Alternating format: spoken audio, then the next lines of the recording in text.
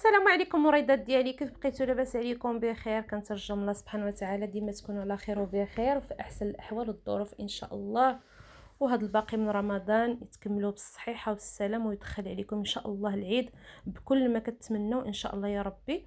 فضلا وليس امر، ما تنسونيش من اللي لايك ديالكم ودعمكم متواصل واشتراككم في القناه ليوصلكم كل جديد ان شاء الله، وتزيدوا بيا القدام. الله يرزقكم جنات الفردوس يا رب العالمين. هنا في المقادير غنديروا واحد الفقاس اللي كيجي ناجح مليون في المية، والمقادير ديالو الحمد لله يعني اقتصاديا. كنترجى من الله سبحانه وتعالى ينال الاستحسان ديالكم ويعجبكم. انا دايره 10 د البيضات حيت عندي صغار، واللي هذا كيدير غير 8، واللي سميتو يدير نصف المقادير. عندي 10 د البيضات الصغار يعني اللي هما 8 د البيضات عاديا. كندير 2 كيسان الزيت، 2 كيسان سنيده، 2 خمارات حمر، وجوج ساشيات ديال زهر البرتقال. والمكون الخطير اللي كيعطي فتاوى لهاد الفقاس وكيزيدوا واحد كما نقول لكم اللي كيزيد ينجح هاد الفقاس هو داك 4 كاس ديال الخل، 4 كاس ديال الخل. وعندي اللوز اللي ما مهرس ما مقطع ما والو، وعندي الزنجلان اللي حمصته واحد شويه. وهذوك العشرة البيضات راني نقص منهم واحد الصفر د البيضه باش ندهن وخلاص. وعندي النافع وحبه حلاوه اللي هما مطحونين. ما عنديش انا صاينين، درتهم مطحونين ما يعني كيجيو كيعطيو واحد اللوغو زويون. هنا كناخذ داك البيض كنزيد عليه داك 2 كيسان سنيده. انا كما قلت لكم البيض عندي صغير درت 10، هما راه في القياس خص يكونوا 8. اللي بغى يدير نصف المقادير غيدير غير 4 البيضات، يعني 4 البيضات، كاس الزيت، كاس سنيده، خماره حمراء، ساشيه زهر البرتقال او ساشيه الفاني، يعني كيبقى التنكيه كل واحد الاختيار ديالو، يعني كيبقى على حسب الاختيارات. خلاص كل مره انا كندير اختيار، مره هكا ومره هكا، يعني باش الانسان كيحب داك الحاجه وما كيملهاش. هنا كنبقى نخدم داك البيض والسكر وواحد القريصه د الملح ما تنساوهاش الله يجازيكم باش كتصحح الذوق. وحنا عندنا عاده سبحان الله العظيم دائما كندير داك القريصه د الملح. آه قريصه د الملح، هنا 2 كيسان السكر، داك 10 د البيضات. كنطربهم مزيان مزيان مزيان مزيان حتى كنحس بداك البيض يعني دابت لساني مع البيض، وبحال الحجم ديال داك البيض كيتضاعف. واللي ما بغاش يدير هذه المرحله يدير في المولينيكس راني يعني نفس النتيجه، غير هذه خصها يعني تخدميها مزيان. راه اكثر من 10 دقائق وانا كنخدم في داك البيض والسنيده، لان من السر من الاسرار ديال اي حلوه او غريبه او فقاس او هذا هي داك التطراب د البيض مع السكر سنيده، لانه كيزيدوا بحال كنقولوا داك الحاجه كتجينا زوينه، يعني حتى في الشوفه في النظره في كل شيء، وكتنجح لنا داك الحاجه اللي حنا كنديرو. هنا من بعد ما طرب ليا البيض مزيان كنزيد داك 2 كيسان ديال الزيت، عاوتاني كنخدم. ماشي نفس العمليه الاولى، المهم حتى كنحس بداك الزيت ندمج مع المكون ديال البيض والسكر سنيده وداك الساشيات ديال زهر البرتقال. كما قلت لكم كيبقى على حساب الاختيار. صافي كنبقى نطرب هكا براس الاصابع بحال دايرين الطراب هكذا حتى كيدخل ليا كما قلت لكم الزيت مزيان في المكونات. وصدقوني هذا الفقاس كيجي ناجح مليون في المية. الا تبعتوا هاد الطريقه اللي درت غينجح لكم الفقاس بواحد الطريقه عجيبه. هنا زدت داك معلقه صغيره ديال النافع ومعلقه صغيره ديال حبه حلاوه، وزدت اللوز اللي خلاص مسحته بواحد المنيدل. كتمسحوه مزيان، راكم عارفين الحاجه كتكون مغبره. والمكون السري في هذا الفقاس اللي كيعطيه واحد الفتاوى وحتى الفقاس ديالك كينجح مليون في المية هو داك 4 كاس ديال الخل. 4 كاس ما تفوتوش، لانه تما محتاجناش حنا داك الفقاس يجي فتي بزاف. حنا الفقاس يجي ملي كتمضغي كيعطيك داك فتاوى، ولكن في نفس الوقت داك التقرميشه. والزنجلان خلاص اللي حمصت كما شفتوا، درت كاس ديال الزنجلان وكاس ديال اللوز، وهنا زدت داك 2 خمارات حمر.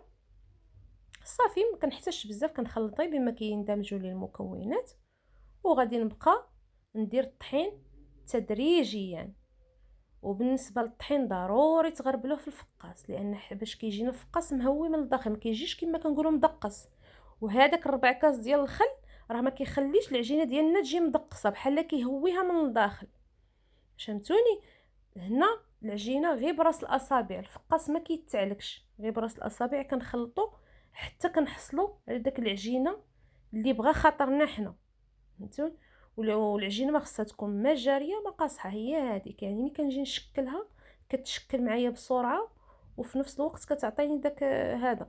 هنا داك الصفر د البيضه اللي عزلت، زدت عليه واحد شويه ديال نيسكافي، واحد المعلقه د الماء باش تطلق ليا داك نيسكافي، واللي بغى يدير معلقه د الحليب يديرها صافي. وكنطربها باش غندهن سميتو الفقاس ديالي. هنا كنقسم الكرات، يعني كل واحد على حسب الرغبه. اللي بغى فقاس كبير يشكل يعني فقاس كبير، بغى متوسط انا بالنسبه للاعياد وهذا كيعجبني هكذا متوسط. راكم عارفين دابا الوليدات كيدوروا ياخذوا ملي كيكون متوسط تبارك الله كيحط لك كميه، هو راه وزن واحد، غير هو كيحط لك كميه كبيره تبارك الله، كيكون الفقاس بزايد. يعني الوليدات راكم عارفين كياكلوا ويزيدوا ياكلوا يزيدوا، يعني حاجتنا بداك الفقاس يكون متوسط. هنا ملي كنجي نشكل الحربول ديالي كيكون عندي داك اللوزات في الطراف، ضروري تردوه من الوسط، لان الطراف ما حاجتناش بهم، غيبقاو غير يعني كنعرفوا كيبقاو شايطين. وهذيك الضربه اللي كنضرب مع الجناب هي اللي كتخوي لي داك الهواء اللي كيكون لداخل في الفقاس. الا تبعتوا هاد المراحل كما قلت لكم غيجيكم فقاس ناجح 100%. ها نتوما هنا ملي كنلقى شي لوزه على برا كنرجع يعني في الطرف كنردها للوسط، لان حنا حاجتنا بالوسط باش كيجي تبارك الله معمر باللوز. وهذاك الكويس ديال اللوز راه فيه الخير والبركه، يعني تبارك الله كيجيني الفقاس ديالي كله لوز. يعني راه تقول دايره فيه بزاف، ولكن هو هذاك الشيء اللي كتب الله راه باين فيه. خصنا غير الطريقه كيفاش نخدموا الحريبلات ديالنا تكون طريقه ناجحه. هذا ما كان، يعني كنبقى بهذه الطريقه هذه حتى كنكمل الحرابل ديالي كيف ما شفتوا.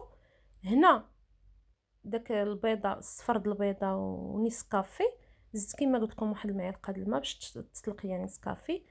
الفقاس ديالك دهنيه وعاودي دهنيه، يعني دهني ومي تكملي عاود ترجعي دهني باش كيعطيك داك الوجه الزوين د الفقاس.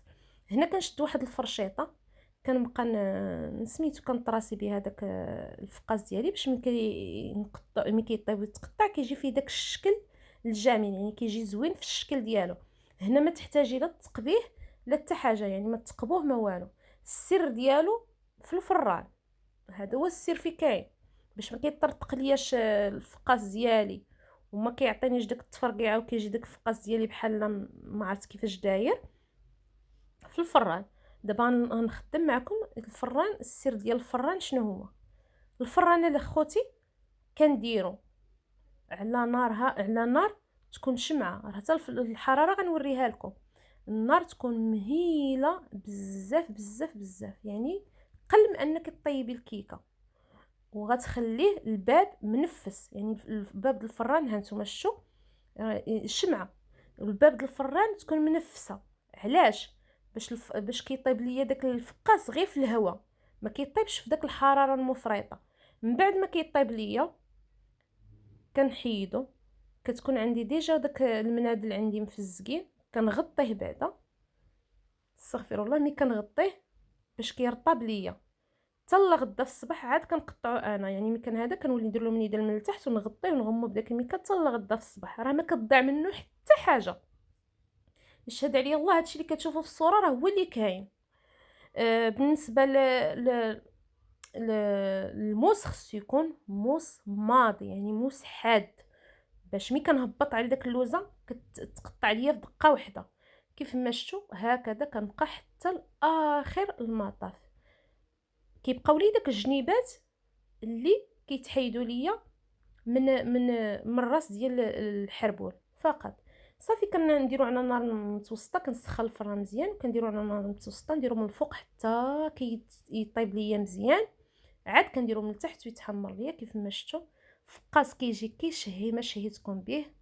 الله يدوم نعمه الخير يا ربي. كنترجى من الله سبحانه وتعالى هاد لا فيديو تكون عجباتكم وتستافدوا منها. ما تنسونيش من الدعم ديالكم متواصل، اشتراككم في القناه، بارطاجي مع الاهل والاحباب فضلا وليس امر، وما تنسونيش من حظ اللايك. الله يجازيكم بخير ويعملها في ميزان حسناتكم يا ربي. كنستودعكم الله الذي لا تضيع ودائعه. ما تنسونيش احبكم في الله.